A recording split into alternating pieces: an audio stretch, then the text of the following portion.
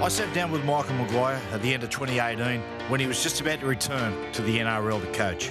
Almost a year later to the day, he was one win away from finals footy with the West Tigers. It's a strong reflection of Match's career and his character. He takes his opportunities, and the basis of everything is his incredible work ethic. After all, he's famously known as the coach that broke the Bunnies' 43-year premiership drought. As the head coach of the West Tigers in 2019, Madge entered a club in strong need of leadership and built a side with really promising signs for the future. To reflect on his return to the NRL, Michael Maguire joins me again for the session. Good on you, mate.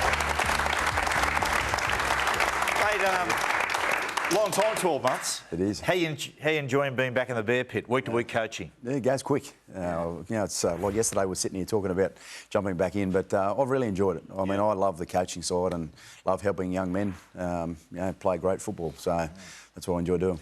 How do you rate the season? I think most people believe, Madge, you've done a superb job with the boys, but how do you view that finish, 9th? Yeah, as a group, we're disappointed. We set off at the start of November to make the finals, and there's been plenty of challenges along the way, but we really believe that we had an opportunity to get there. So to see that great crowd there at Leichhardt, and unfortunately the way it turned out just wasn't to be. But I've got a group of men that have been hurting pretty bad since that day, so we've got a lot of things in front of us. Every coach has, in his mind, got an idea of ideally how the side plays, what it looks like. What performance this year were you most proud of?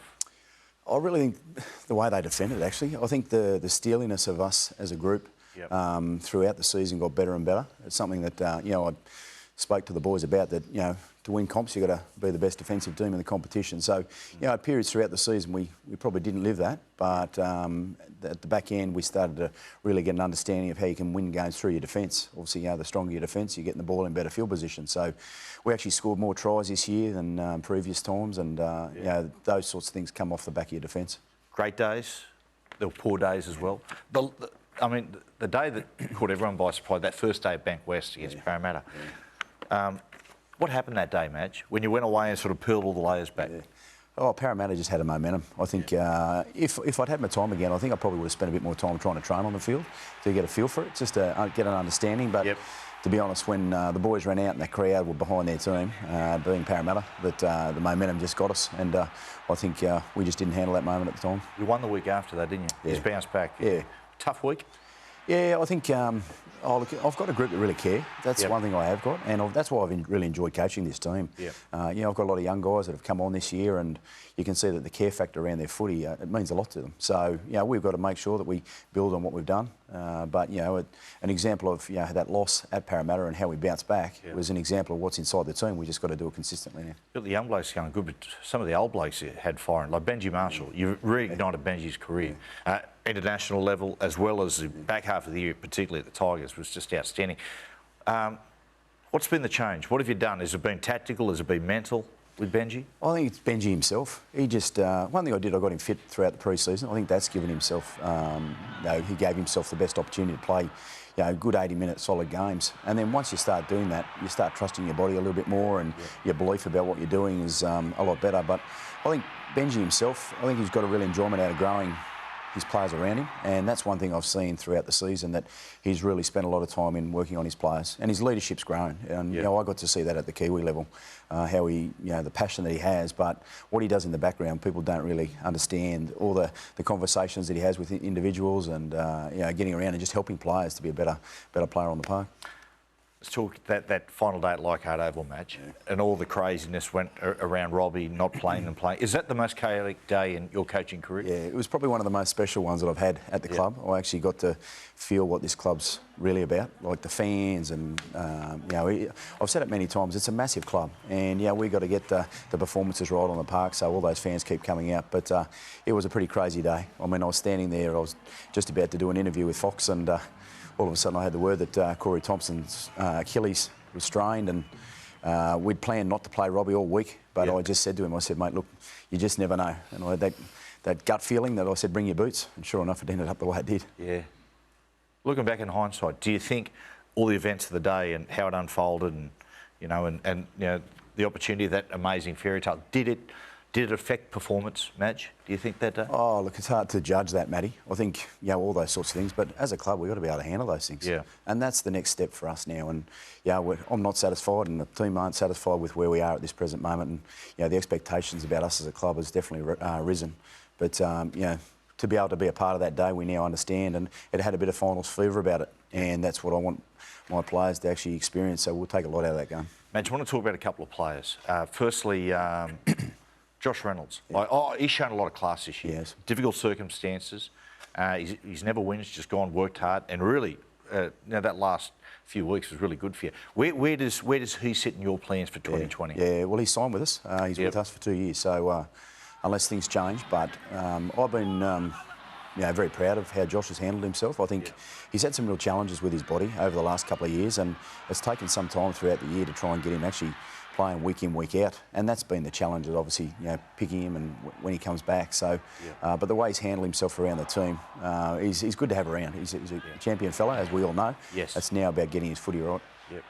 The other one, and this has just hit the headlines in the last few days, the Ryan Madison situation, Madge. Yeah. What's going on here? He signed with us for 2 more years. Yeah, right. And, I came to the club and, along with all players, to grow this organisation, and that's where we're going. And at the end of the day, it's about the challenge that we face, how we handle those, and it's about making sure now that we grow this organisation because we want to be playing finals. Lots of theories going on. It doesn't get on with the coach. Other people say it's about money, all that sort of stuff. I mean, did you see any of this coming? Has it caught you by surprise? No, I didn't see it coming, no. At the end of the day, I've got a great relationship with Ryan. He's a great player to coach. I really enjoy the things he's doing around the club, and he's putting a lot of in to build us as a team. So, look, we'll work through things over this next couple of weeks and look forward to what's ahead. You signed a good young player with a famous name, Billy Walters. Yes. Kevy's young bloke who's been at the Melbourne Storm system.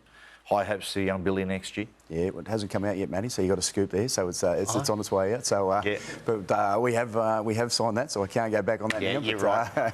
But really looking forward to having him in the team, and we've got a bit of a challenge around our 9 at the moment because young Jacob Little blew his knee out there in that game, which was really unfortunate. But there's young players that are going to be coming to our club that are going to get great opportunity. Yeah, he's played a lot in the halves, but times he's played in the 90s, looked like a real class 9. Yeah, I've gone back and looked at his games, and he's definitely a classy 9, and look, he obviously has the opportunity there to jump into the halves. Madge, let's talk about this final series. Who's the best side you've played this year? I'll say the Roosters. They've just got an ability to understand momentum in the game. They can turn it on when they need to. They can control it. The way they're defending at the moment, they're a powerful team, and obviously they've got strike across the park. And two fellas you've had a lot to do with. You've had a lot to do with Cooper Cronk at the time at Melbourne, and you've had a lot to do with Luke. Yeah. Not surprising seeing these blokes, how they've gelled as a combination, how they've developed. Oh, the experience. And, yourself, Matty, you've done a bit with them as well, is that they're footy smarts. They're footballers. They understand the game, but what they do, they actually put a lot of time into their game as well. So they get that back. And for all young kids coming through, that's why the reasons these two boys are playing and doing the things they're doing is the time that they spend, working on their craft. South Sydney, your old side. Difficult night the other night, but without Sam, can they bounce back and still win this competition? Yeah, I believe so. I think the experience across in certain positions may challenge them, I think, but they've definitely got the game and the way they're playing. When it's on, it's on. I think they've just got to obviously hang on to that key of what they've got. Your other old side, Canberra Raiders, were there as a player and an assistant coach. That was an enormous win today. Incredible. It was really good. I'm really pleased for the Raiders players, and obviously when you go through as a player, and they gave me the opportunity to get into coaching and all those sorts of different things. I think it'd be really nice to see the Raiders win the grand final this year. You know Craig very well, Craig Bellamy. You worked with Craig. How will he attack this challenge from here? Yeah, I don't think he'll have to change too much. I think he'll just make sure that they get their start right. I think their start against Canberra was not where it normally is. I mean, you saw that in the second half where they came out and they really controlled it. And Melbourne have always been like that. They work on their start and then they control the game from there. Manly have had a remarkable season. What Des has, it's been quite unbelievable. They just keep defying the odds. They keep finding a way. Madge, can they keep winning? I think so. I think Desi's definitely the man. He's shown that over his career. That's the reasons why he has the records he's got. So as long as the players keep listening to Desi, he's got the experience at this time of year. Bankwest Stadium tomorrow, Broncos versus Parramatta. Who do you think? Who wins? Parramatta. I think the momentum and the crowd, they'll feel what we felt earlier on in the year. Madge, once again, mate, congratulations on the job you've done with the Tigers. It's been outstanding and reminded everyone what a great coach you are. So well done. Thanks for coming on. Thank you.